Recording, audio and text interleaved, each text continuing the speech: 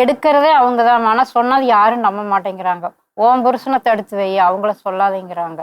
இவர் பேசாம போனாலும் கூப்பிட்டு பேசுறாங்கம்மா. எந்த விசேஷத்துல போனாலும் அவங்க இல்லாத வீட்டுல இவர் இருக்க மாட்டார். யார் இல்லாத வீட்டுல? அவங்க தம்பி பொண்டாட்டி போற வீட்டுல இவர் கூட போவாரு. ரெண்டு தம்பி பொண்டாட்டி? ஆமாங்கம்மா. அவங்க குடும்பத்தோட கேட்டா நாங்க ஒன்னா இருக்கிறோம் அப்படி. அப்ப ஒன்னா இருக்கிறவங்க என்ன எதுக்குமா கட்டணும்?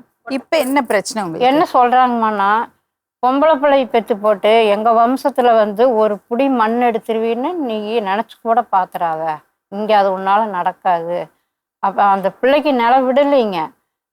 கடனை வாங்க வச்சு அந்த கடனுக்கு அவன் சொத்து அவன் விற்கிறேன், அவன் கடன் வாங்குறேன், இதுல நீ தலையிடக்கூடாதுங்கிறாங்கம்மா. என்னங்கம்மா, எனக்கு என்ன பேசுறது என்ன சொல்றதுன்னே புரியலைங்கம்மா. இப்ப நாங்க என்ன செய்யணும்? இந்த சின்ன பிள்ளை இருக்குதுல்லங்கம்மா, இதை வச்சு நான் அமைதியாக எல்லாம் போனாலும் போது வீடு மறுபடியும்மா அந்த வித்து கட்டுறாப்படி இருக்கிறத ஒப்படைச்சிட்றாப்படி, கடன் வாங்குறாப்படி, கொடுக்குறாப்படி, போகிறாப்படி, குடும்பத்துக்காக பிள்ளை படிக்க வைக்க மாட்டேன்ட்டு அவர். எங்களுக்கு ஒரு ஆஸ்பத்திரி செலவில் ஒரு வீடு நிலையாக கட்டி வைக்கல. ஆனால் கடன் எதுக்கு கடன் வாங்கினா அப்படித்தான் வாங்குவியான். உங்களோட தானே இருக்கிறியா, உங்களுக்கு தான் கொடுத்துருப்பியான் அப்படியும் நான் வாங்கிட்டு எதுக்குமா சண்டை கட்டுறேன் அப்படின்ட்டு. இப்போ என்னங்கிறாங்கம்மான்னா, நைட்டில் தண்ணி போட்டு ஒரு தடவை அடிக்கிறாருன்னு பயந்துக்கிட்டு பக்கத்து வீட்டுக்கு போயிட்டோங்கம்மா. கட்டை எடுத்துக்கிட்டு அருவாள் எடுத்துக்கிட்டு வண்டியில துரத்துறா அப்படிங்க. இப்ப என்ன வயசு பிள்ளைக்கு? சின்ன பிள்ளைக்கு 20 வயசுங்கம்மா. எப்படி இருக்கா? கூட்டிட்டு வந்திருக்கிறோங்கம்மா.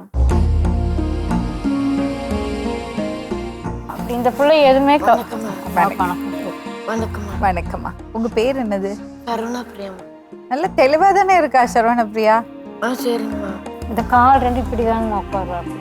நீட்ட முடியாது, சமணங்கால் போட முடியாதுங்க. கையை நல்லா நீட்ட முடியாதுங்கம்மா. நல்லா எலும்பு டாக்டர் பார்த்துட்டாலும் பிறவியமாக சரி பண்ண முடியாதுன்ட்டாங்க. காட்டில் ஓட்டிட்டு அதை கொஞ்சம் சரி பண்ணிட்டோங்கம்மா.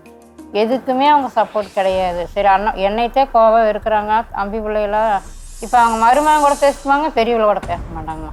எங்கே கண்டாலும் அவங்களுக்குள்ள அவன் அந்த பையன் என்ன சொல்லிச்சுங்களாம், உங்கள் சித்தப்பன் பிள்ளை தான் பிடிச்சிருக்கோன்னு பிடிக்கல, கல்யாணம் பண்ணி வயிற்றுல குழந்தையாயிருச்சுங்கம்மா.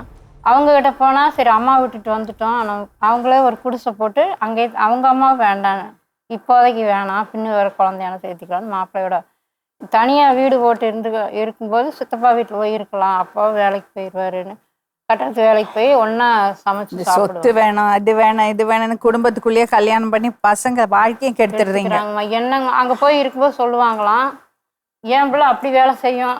இது கொஞ்சம் மட்டம் தட்டியே பேசும்போது அந்த பையனுக்கு என்ன ஆயிடுச்சு, எங்கள் வீட்டில் குடும்ப பிரச்சனைனா அவங்க பிள்ளைக்கு அப்பா சப்போர்ட் இல்லாதனால அவங்கள தான் பிடிக்குது. இப்போங்க எங்களையும் எங்கள் குடும்பத்தையும் அந்த பையனுக்கு பிடிக்கல. எங்கள் வீட்டுக்காரையும் ஒட்ட விடலை, அந்த பிள்ளையோட அந்த பையனையும் ஒட்ட விடலைங்கம்மா. இது நான் தப்பாக சொன்னால் என்னை பேசுகிறாங்க.